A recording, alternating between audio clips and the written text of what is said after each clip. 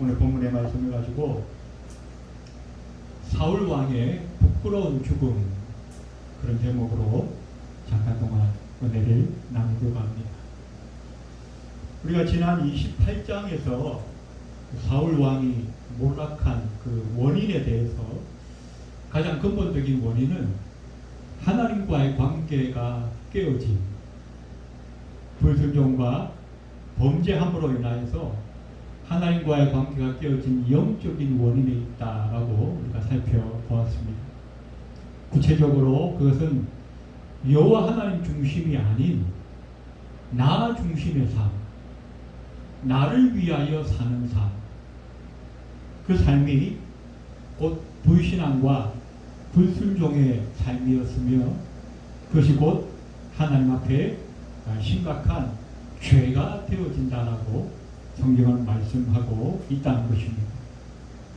그래서 역대상 10장 13절에 보니까 사울이 죽은 것은 여호와께 범죄하였기 때문이라.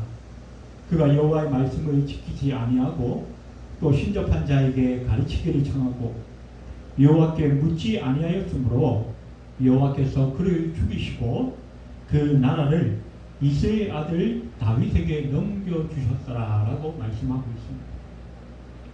사울의 죽음은 곧 그가 행한 불신앙과 불순종의 그 죄의 대가였다라고 성경은 말씀하고 있다는 것입니다.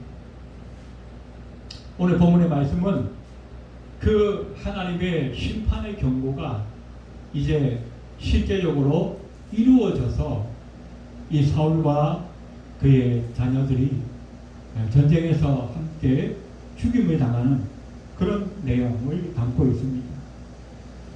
블레셋 연합군과의 그 전투에서 이스라엘이 계속 밀리기 시작합니다. 길보아 산까지 밀렸는데 거기서 수많은 이스라엘 사람들이 엎드려져 죽었다라고 말씀하고 있고, 결국 그 사울 왕과 그의 세 아들도 함께 거기서 죽임을 당하는데 아들들이 먼저 죽고 이 사울 왕은 적군이 또 그 화살에 중상을 입게 됩니다. 그래서 사울이 자기의 그 병기던 자에게 나를 칼로 찔러서 빨리 죽게 해달라 그랬는데 그 병기던 자가 갑이 왕을 내가 어떻게 죽이겠습니까? 주저하고 있습니다. 그러니까 사울이 자기 칼에 취해서 그 칼 위에 엎드려졌더라. 자살을 하려고 했던 거죠. 그런데 우리가 다음에 또 살펴보게 되는 사무엘하 1장에서 보면 그런데도 죽지 않았어요. 숨이 끊어지지 않았어요. 그래서 헐떡이고 있다가 지나가는 그 아말렉 사람에게 제발 나를 좀 죽여달라. 그래서 비참하게 그리고 아주 부끄럽게 마지막을 숨을 거두는 그런 이 사울의 모습을 성경은 기록하고 있습니다. 이 사울의 죽음은 참으로 비참할 뿐만 아니라 부끄럽기 그지없는 그런 죽음으로 성경은 기록하고 있는데, 오늘 우리는 이 본문을 통해서 사울이 왜 이렇게 부끄러운 죽음을 맞이할 수밖에 없었는가, 그 이유를, 그 원인을 몇 가지로 좀 살펴보면서 잠깐 동안 은혜를 나누려고 합니다. 자, 왜 사울의 그 비참한 죽음이 있을 수밖에 없었는가? 그 원인이 무엇인가? 첫 번째는 사울이 너무나 교만했기 때문에 이 부끄러운 죽음의 주인공이 될 수밖에 없었습니다. 사울은 우리가 잘 알다시피 이스라엘의 첫 번째 왕으로 세워진 사람입니다. 한 나라의 첫 번째 왕, 지금도 그죠? 한 나라의 첫 번째 대통령, 이러면 많은 국민들이 대대로 기억하고 존경하고 박수를 치는 그런 인물 아닙니까? 특별히 이 사울이 처음에 역사에 등장할 때 보면 이 사울은 아주 명문 가정의 자녀였습니다. 또 인격적으로나 신체적으로도 많은 장점을 가진 그런 사람이었어요. 피지컬이 아주 좋았어요. 사무엘상 9장의 1절에 보면 그는 베냐민 지파의 기스라 이름하는 유력한 사람의 아들이었다라고 기록하고 있고 2절에도 그가 준수한 사람이었다라고 기록하고 있어요. 이 준수하다고 하는 말은 육체적으로 강하고 뛰어난 그런 자질을 가지고 있다. 그래서 다른 사람들에 비해서 머리가 어깨 위로 솟아나와 있었다. 키가 아주 크고 장대한 그런 사람이었다는 것입니다. 그뿐만 아니라 이 사울은 사무엘 선지자를 통해서 기름 부음을 받을 때 하나님의 신이 크게 감동하여 예언을 했던 사람입니다. 또 사무엘상 11장에도 보면 그가 왕이 되었을 때 모든 백성들이 크게 기뻐하였다라고 기록하고 있습니다. 무엇보다도 이 사울은 왕이 되기 전에 아주 겸손한 사람이었습니다. 사무엘이 사울을 만나서 너를 왕으로 세우겠다. 네가 이스라엘의 왕이 될 것이다 말하니까 사울이 이렇게 얘기합니다.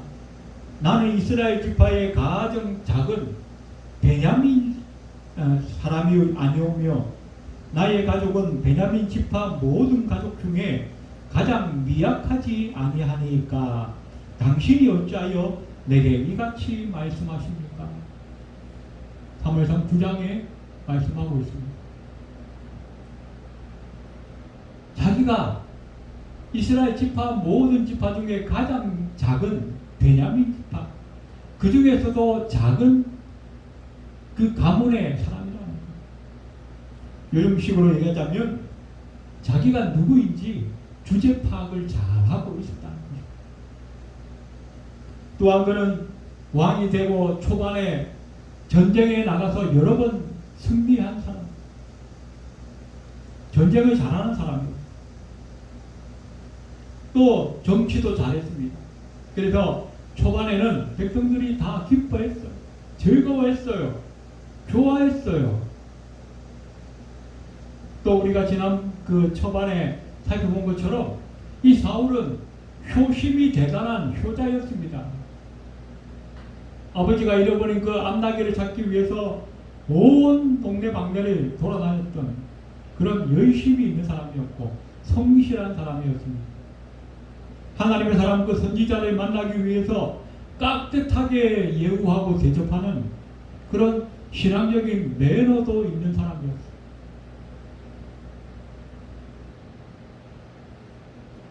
요즘식으로 얘기하자면 엄친아와 같은 사람이에요. 그랬던 사울이 왕이 되고 나서부터 얼마 지나지 않아 사울이 변하기 시작합니다. 결정적인 사건이 있었죠. 다윗이, 그 소년 다윗이 골리앗을 물리쳤어요. 그리고 나서 이제 사울과 함께 돌아올 때에 그 성에 있는 모든 여인들이 사울은 천천히요 다윗은 만만히로다 노래를 부르고 춤을 추고 칭찬했어요. 그 소리에 이 사울이 딸까닥 걸린 거예요. 그리고 그때부터 눈빛이 변하고 그의 인격이 변하고 그의 삶이 변하고 온통 시기와 질투로 가득 찼어요. 왜 시기하고 왜 질투합니까? 내가 지금 왕인데 백성들이 왕인 나보다 다윗을 더 좋아하는 것이 싫다는 거예요. 금방 어떻게 해요? 교만한 마음이 생겼어요. 그 이전에는 나는 아무것도 아니다. 나는 작은 자다. 그랬는데 이제는 어떻게 해요?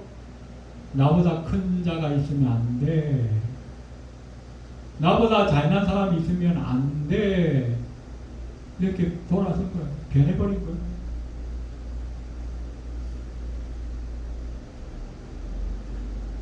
그래서 왕이 된 이후에는 어떻게 해요? 교만이 점점 싹트고 자라나고 성장하기 시작합니다.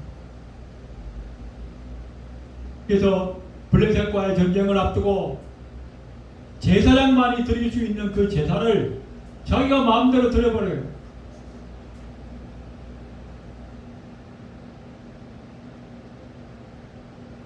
또 나중에 하나님의 능력으로 이긴 그 전쟁에, 사실은 처음에 그 전쟁의 시작은 요나단과 그의 병기든 자가 적군에 쳐들어가서 엄청난 능력을 발휘했죠. 하나님이 도우시고 결국 그 전쟁에 승리합니다. 그랬더니 이 사울이 자기는 별로 한 것도 없으면서 이 전쟁이 자기가 잘나서 이긴 것처럼 기념비를 세우라. 그 모든 것들을 보면 어떻게 해요? 사울 왕의 마음에 이미 교만이 꽉 찼어요.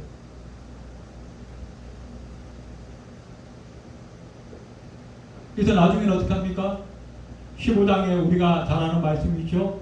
아말렉을 완전히 진멸하라 그랬는데 왕도 살려주고 살찐 짐승들도 다 살려서 나중에 사무엘이 책망하니까 하나님 앞에 제사 드리라고 남겨둔 것입니다. 변명을 했어요.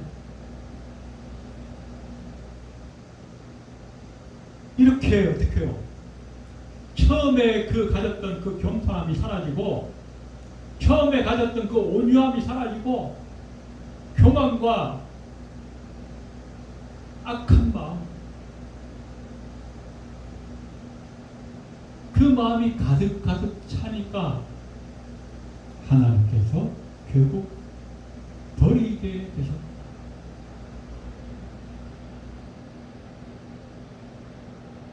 하나님은 교만한 자를 물리치신다. 하지만 겸손한 자에게는 은혜를 베푸시는 분이 하나님이시라는 것을 성경이 분명히 말씀하고 있고 우리도 잘 알고 있는 사실입니다. 결국 이 사울은 처음에 가졌던 그 겸손함과 온유함이 사라지고 교만과 불신앙과 불순종으로 말미암아 결국 하나님께 버림받았고 비참한 죽음의 주인공이 될 수밖에 없었다는 것입니다. 오늘 우리의 모습은 어떠한지 한번 돌아볼 수 있기를 바랍니다. 사람은 조금 잘나지면 금방 교만해져요. 조금 하는 일이 잘 되고 조금 자기 지위가 높아지고 조금 사람들이 좀 칭찬해 주기 시작하면 내가 언제 그랬냐는 듯이 개구리 올챙이 시절을 잊어버린다. 그리고 그때부터는 모든 것이 자기가 잘나서 그런 거죠. 남을 판단하고 남을 정죄하고 남을 무시하고 그것까지만 해도 괜찮은데 나중에는 하나님을 무시하는 그런 교만함까지 나아가게 됩니다. 오늘 예배하는 저와 여러분은 늘 하나님 앞에 겸손함을 잃어버리지 않는, 그리고 사람들 앞에서도 내가 잘난 것이 아니라 내가 다 하나님의 은혜로 여기까지 왔습니다 라고 하는 믿음의 간증과 고백을 할 수 있는 저와 여러분이 다 되시기를 주의 이름으로 축원해 드립니다. 두 번째, 사울은 왜 이렇게 부끄러운 죽음을 맞이하게 되었는가? 결국 불신앙과 불순종으로 인하여서 사울은 부끄러운 죽음의 주인공이 될 수밖에 없었습니다. 우리가 지난 시간에 사울이 이 블레셋과의 전쟁을 앞두고 너무나 두려워서 평소에 찾지도 않는 그 여호와께 물었다 그랬습니다. 물었더니 여호와께서 대답하지 않으셨고, 그러니까 어떻게 해요? 사울이 대뜸 신접한 여인을 찾아갑니다. 그래서 죽은 사무엘의 영혼을 불러올리라, 말도 안 되는 소리를 합니다. 그때에 우리가 지난 시간 살펴본 것처럼 사울이 2번 강조해서 말한 것이 있었어요. 신접한 여인을 찾으러 갈 때도 나를 위하여 라고 말했습니다. 그리고 신접한 여인을 만나서 그 사무엘의 영혼을 불러올리라고 할 때도 나를 위하여 라고 말했습니다. 이 나를 위하여, 이것이 바로 사울이 왕이 된 이후에 살아왔던 그 모든 삶을 대표적으로 나타내주는 아주 중요한 문구입니다. 나를 위하여, 나를 위하여. 이것이 곧 어떻게 해요? 하나님을 향한 불신앙과 불순종으로 나타날 수밖에 없었다는 것입니다. 제사장 많이 드릴 수 있는 그 제사를 월권한 것도, 아말렉을 진멸하라는 그 하나님의 명령을 어긴 것도 다 뭐예요? 나를 위하여 사는 삶을 살았기 때문인 것입니다. 한두 번이 아니었어요. 계속적으로 반복되어집니다. 그것은 결국 뭐예요? 하나님을 하나님으로 믿지 않고 섬기지 않는다라고 하는 불신앙을 표현하고 있다는 것입니다. 그 불신앙 때문에 어떻게 해요? 불순종으로 이어지는 거예요. 믿지 않으니까 행하지 않는 거예요. 믿으면 행하겠죠. 믿지 않으니까 행함이 나타나지 않는 거예요. 인류 최초의 우리 아담과 하와도 마찬가지입니다.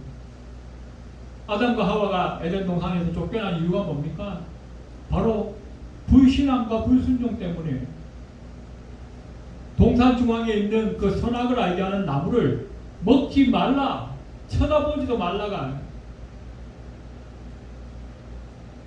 그런데 뱀이 꼬이니까 하나님의 말씀보다는 뱀의 이야기를 더 신뢰하고, 신뢰하니까 어떻게 해요? 행동으로 나타났어요. 그래서 자기들만 쫓겨난 게 아니라 인류의 모든 자손들이 우리 의지와 상관없이 아담과 하와가 잘못 선택한 그 선택 때문에 모든 인류가 원죄의 올무에 빠져 있다는 것.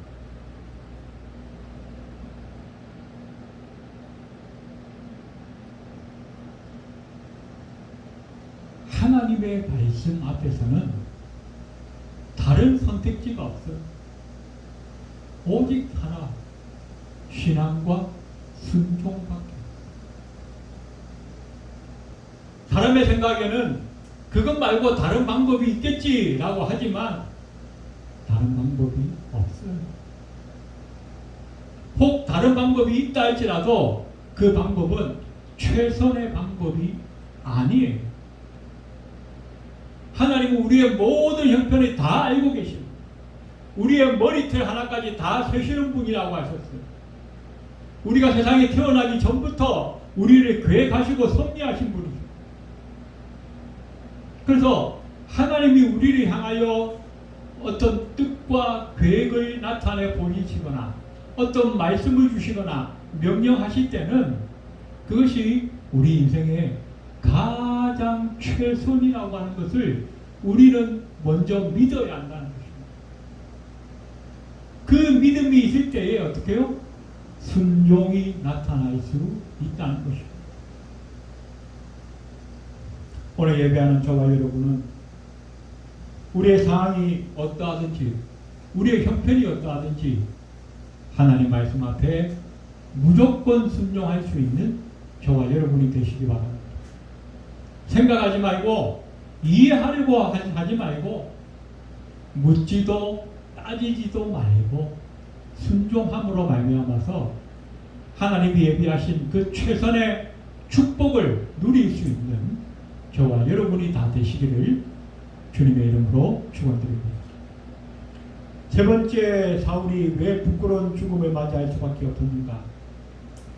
결론적으로 사울은 회개하지 않으므로 부끄러운 죽음의 주인공이 될 수밖에 없었다는 것입니다. 사울이 불순종한 그런 시간들, 그런 기사들이 여러 번 있었죠.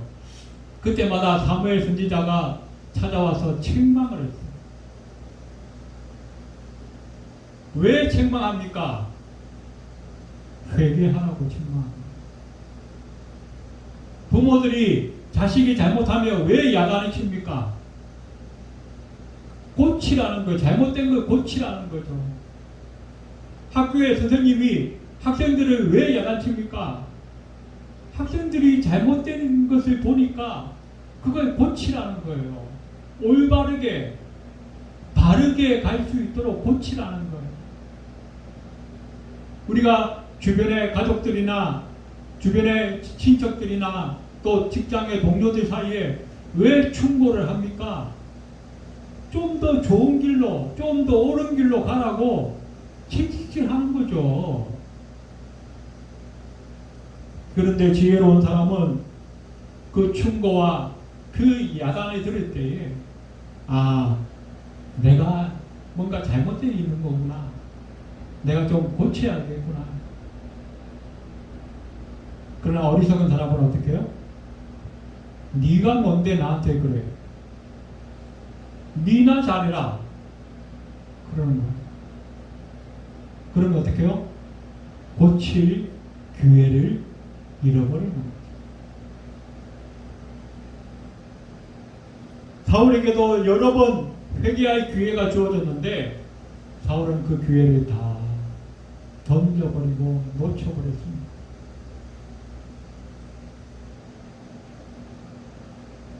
제사장의 그 권한을 월권했을 때도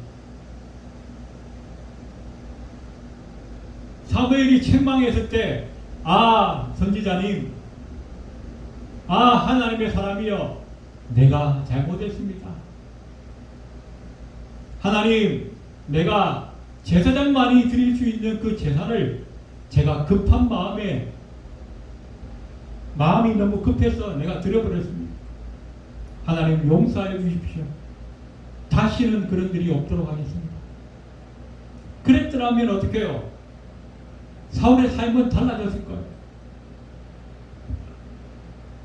아말렉을 진멸하라는 그 명령을 불순종했을 때도 사무엘이 뭐라고 그랬습니까? 순종이 제사보다 낫다. 그때라도 이 사울이 돌이켰더라면 그 이후의 삶은 달라졌을 것입니다. 그런데 오늘 본문에 결정적으로 이 사울에게 마지막 회개의 기회가 왔습니다.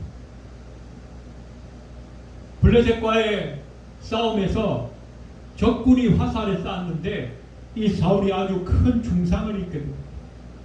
목숨이 위태로운 것. 자, 하나님이 이미 사울을 버리시기로 작정하셨습니다. 그렇다면 이 전쟁에서 어떻게 해요? 단번에 사울이 죽도록 그렇게 하실 수도 있잖아요. 그럼에도 어떻게 해요? 화살을 맞았는데 죽지 않았어요. 살아있어요. 이건 뭡니까? 회개할 기회가 있다는 거예요. 회개할 기회가 있어요. 그런데 어떡합니까? 옆에 있는 그 병기든 자에게 나를 찔러 죽여라. 그래, 그 병기든 자가 말을 안 들으니까 어떻게 해요? 자기가 자기 칼을 취해가지고 그 위에 엎드려져서 자살하려고 합니다. 하나님 앞에 회개할 기회를 이 사울은 아예 염두에 두지도 않는 거예요. 그런데 그렇게 했는데도 죽지 않았어요. 숨이 끊어지지 않았어요. 그래서 사무엘하 1장에 보면 지나가는 아말렉 사람에게 간청해가지고 자기를 죽여달라고 합니다. 왜 이렇게 숨이 끊어지지 않았는가? 하나님이 계속해서 마지막까지 회개할 기회를 놓치지 말라는 거예요. 그런데도 그 모든 기회를 다 던져버렸습니다. 아깝게 그냥 기회를 놓친 것이 아니라 아예 사울은 회개할 생각 자체가 없었어요.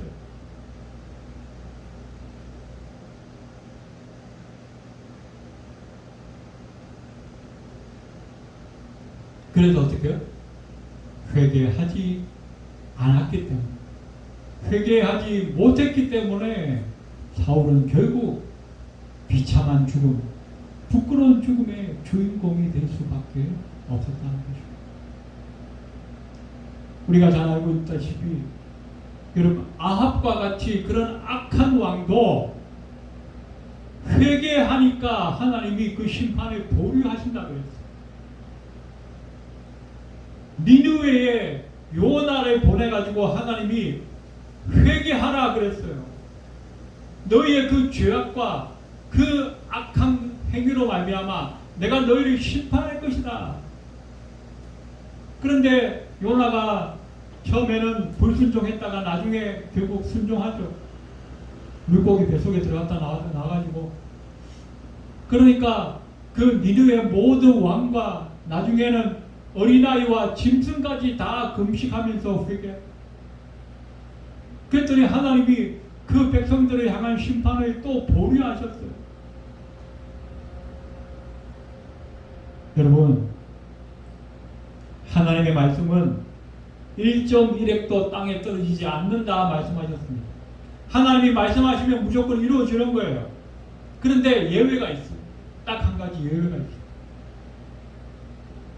하나님이 심판하시겠다라고 하신 그 말씀은요, 항상 예외가 있어요. 회개하면 그 심판의 말씀이 보류되거나 없어져요. 하나님의 모든 말씀은 무조건 다 이루어져요. 100% 다 이루어져요. 그런데 딱 하나 예외가 있는데, 심판을 경고하신 그 말씀에 이 당사자가 회개하면 그 말씀은 예외가 되어진다.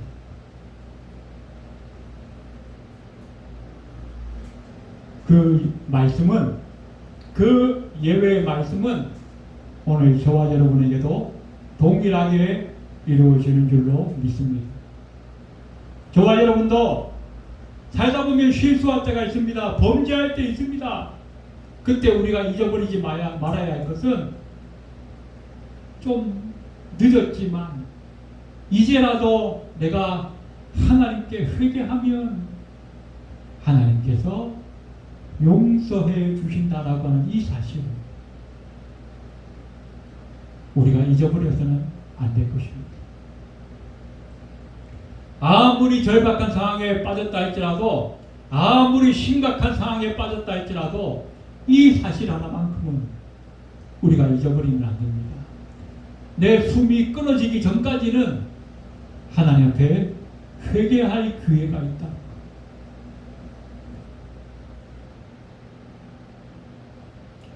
이제 말씀을 정리합니다. 오늘 우리가 살펴본 이 사울은 참으로 비참하고 부끄러운 죽음을 맞이했는데, 그 비참하고 부끄러운 죽음은 바로 그가 교만했기 때문이고, 불신앙과 불순종했기 때문이고, 회개하지 않았기 때문입니다. 오늘 우리는 이 사울과 같은 부끄러운 모습, 비참한 죽음의 모습을 절대로 맞이하지 않는 저와 여러분이 되시기 바랍니다. 늘 겸손하여서 하나님의 은혜 안에 살고 있다는 사실을 우리가 기억하시고 우리의 삶에 불신앙과 불순종의 모습을 우리가 자꾸 날마다 몰아낼 수 있는 저와 여러분이 되셔야 합니다. 그리고 마지막 경우에 절박한 상황, 가장 심각한 상황에 우리가 다다랐다 할지라도 하나님은 우리에게 회개할 기회를 주신다는 것. 그 기회를 꼭 붙잡아서 날마다 하나님께서 예비하신 은혜와 그 사랑의 삶을 살아갈 수 있는 저와 여러분이 다 되시기를 주의 이름으로 축원드립니다. 기도드리겠습니다. 고마우신 하나님 은혜를 감사합니다. 우리의 삶이 비록 연약하고 때로는 실수하고 때로는 범죄하기도 하지만 하나님은 마지막까지 우리에게 회개할 기회를 주신다는 이 사실이 얼마나 감사한지요. 하나님 우리가 어떠한 상황에 있다 할지라도 하나님의 은혜 안에 살고 있다는 늘 겸손함을 잊어버리지 않게 도와주시고 하나님 마지막에 우리가 실수하고 범죄하였다 할지라도 회개함으로 말미암아 하나님이 예비하신 축복과 은혜와 사랑의 삶을 다시 회복하며 살아갈 수 있는 우리 모두가 될 수 있도록 주님 역사하여 주시옵소서. 예배를 마치고 돌아가는 발걸음 위에도 함께하여 주옵소서. 예수님의 이름으로 간절히 기도드리옵나이다. 아멘.